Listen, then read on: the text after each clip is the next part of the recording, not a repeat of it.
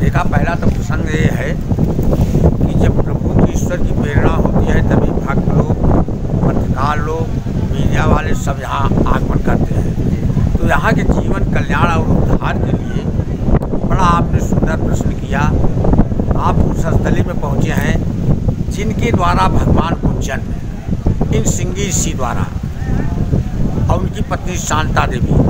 सिंगी ऋषि महाराज राजा दशरथ चक्रवर्ती नरेश सम्राट को जो है चौथे पन में अयोध्या में जाकर के पुत्र यज्ञ नहीं रचाई थी। एक बार भूपत मन माही भय गलानि मोरे सुत नाही, सिंगी ऋषि वशिष्ठ बुलावा पुत्र काम शुभ यज्ञ करावा।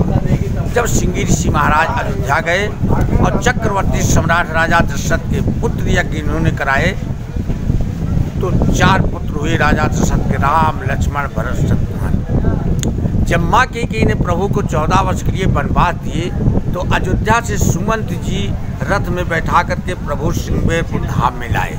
जब सुमंत जी रथ में बैठा कर यहाँ तक लाए प्रभु को, मर्यादा पुरुषोत्तम राम को, और प्रभु श्रृंगेरपुर धाम में पहुँचते हैं और रथ से उतरते हैं। रथ से जब उतरते हैं तो दृष्ट माँ गंगा तरफ पड़ी। उतरे राम देव सर देखी, कीन दंडवत हर्ष विषी। बड़े हर्ष के साथ मर्यादा पुरुषोत्तम राम माँ गंगा को यहाँ महत और वर्णक बताया है कि दरस परस मज्जन अरुपाना, हरह पाप का वेद पुराना। गंगा जी को दर्शन किए, प्रणाम किए, चंदा मित्र लिए, हमारा वेद पुराण कहता है शरीर सब पाप भाग गया। प्रभु ने किसी भी तीर्थ में जो है अपनी वाणी से, अपनी मुखार बिंदु से कथा नहीं कहा, लेकिन श्रृंगेरपुर धाम में मर्यादा पुरुषोत्तम राम ने अपनी वाणी से कथा कहा है कि गंग सकल मुद मंगल मूला, सब सुख करण हरण सब सूला, कही कही कोटिन कथा प्रसंगा, राम बिलो कहीं गंग तरंगा, वसुधा में सुधा रस बजात बहार।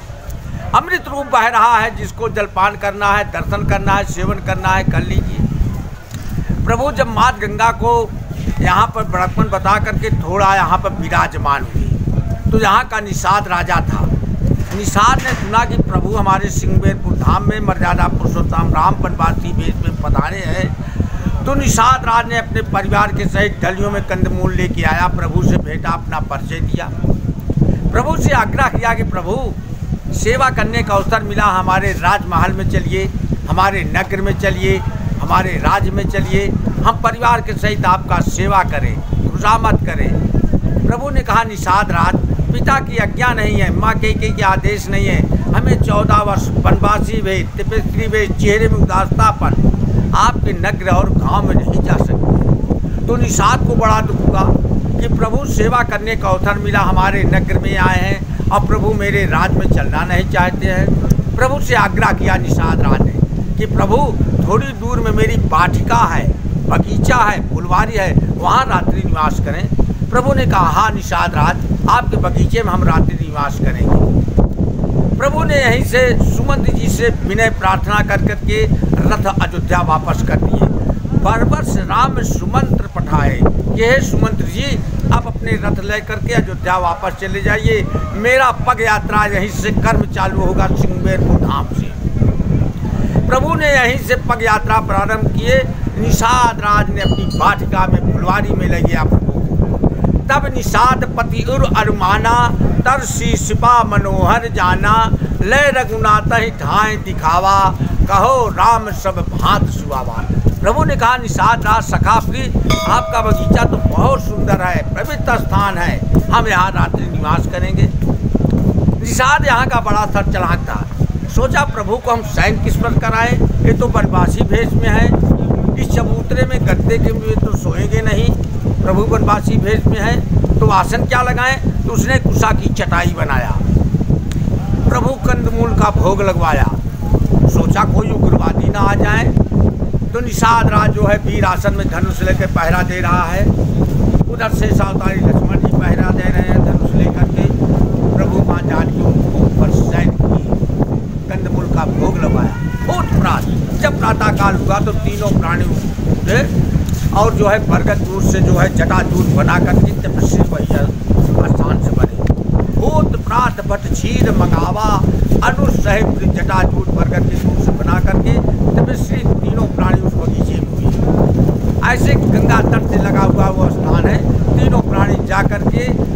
तट पर केवट से नौका मांगे।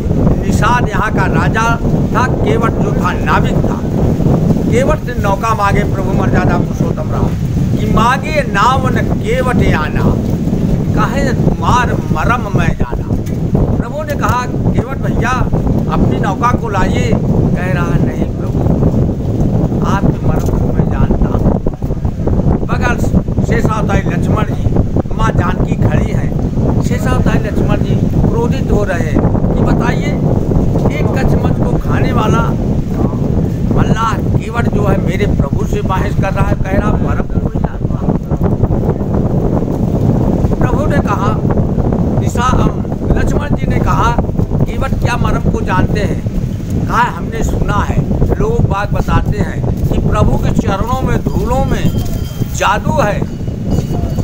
गौतम नारी, एक ऋषि की मुनि की गौतम नारी श्राप जो है, नारी से जो है शिला बन गई, हजारों वर्ष शिला बनी रह गई। जब प्रभु का रथ छूने से शिला से फिनो नारी हो गई, तो प्रभु मेरी काट की नैया कहीं नारी न बन जाए।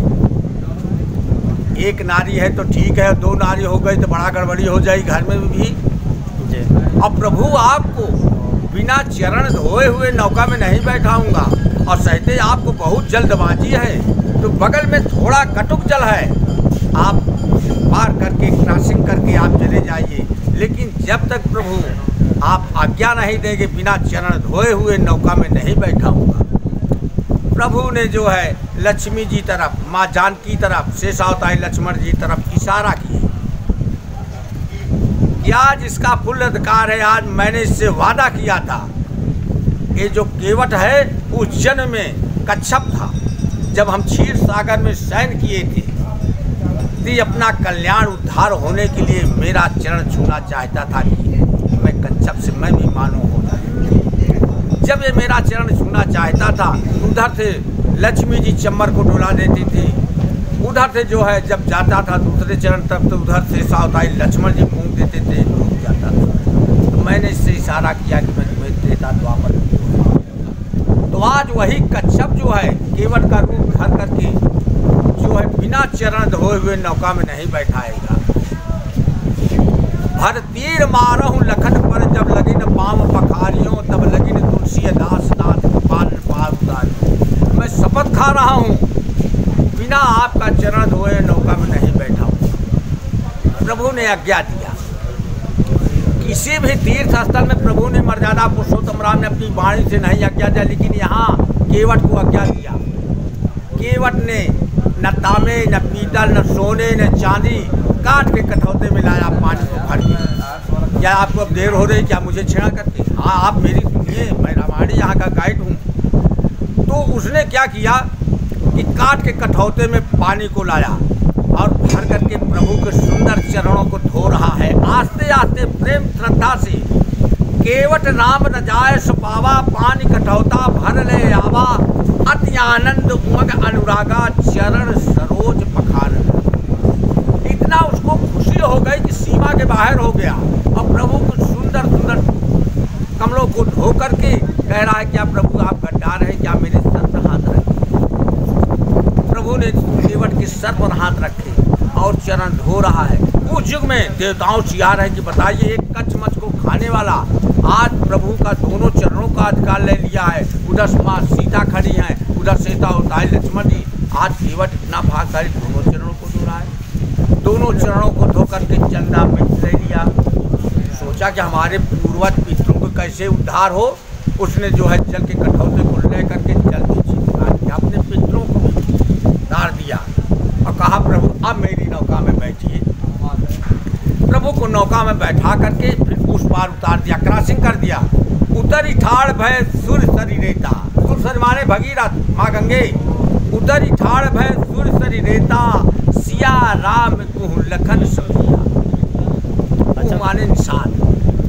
हाँ अब केवट उतार करके प्रभु को जो है प्रणाम कर रहा है। प्रभु प्रणाम। केवट उतरी दंडवत कीना, प्रभु सच्चे यही कछु नहीं दिया। प्रभु जो है एक ब्रह्म इस धरती में जो है सकोच में हो गए। अरे एक ब्रह्म यानी केवट ने उतरौना नहीं मांग रहा है। ऐसे केवट है नाई है, ब्राह्मण देना चाहिए। और मेरे पास तो करनी नहीं, मैं तो बनवासी भेष हूँ। तुरंत माँ जानकी ने प्रभु के रुख को समझ करके कि केवट पुत्रौना देना चाहते हैं, माँ जानकी ने तुरंत अपने पति को रुख, पत्नी वही होती है, आप लोग गौर करिएगा, जो अपने पति स्वामी के रुख कि हमारे स्वामी पानी चाहते हैं, हमारे स्वामी चाय चाहते हैं, तो माँ जानकी ने तुरंत समझ के अपने पति रुख को समझ करके सोने की मुंद्रिका उतार करके प्रभु को दे रहे कि केवट पुत्रौना दे दीजिए। सियप्य की गति को जान गई, सियप्य की गति जानन हारी, मन मुंदरी मन मुदित उतारी, कहो कृपाल लेह उतराई, केवट चरण कहे। प्रभु ने कहा केवट अपनी पुत्रौना ले लीजिए। कह रहा है प्रभु नाथ आज मैं काह न पावा, मिटहि दोष दुख दारिद्र दावा। बहुत दिनों से मल्लाही के काम किया लेकिन हमें संतोषजनक नहीं हुआ। प्रभु आज आपका दर्शन, आप चरण धोने के सब कुछ हमें प्राप्त हो चुका है। अब आप हमें कुछ देना चाहते हैं तो मेरा आपसे प्रार्थना है, अनुरोध है। कहाँ है आप बोलिए। कहा है प्रभु फिरती बार जो मोहि देवा, सो प्रसाद में सिर धर लेवा। बहुत कीन प्रभु लखन सिय, नहीं कछु केवट लीन, विदा कीन करुणा यतन भगत विमल बरसी।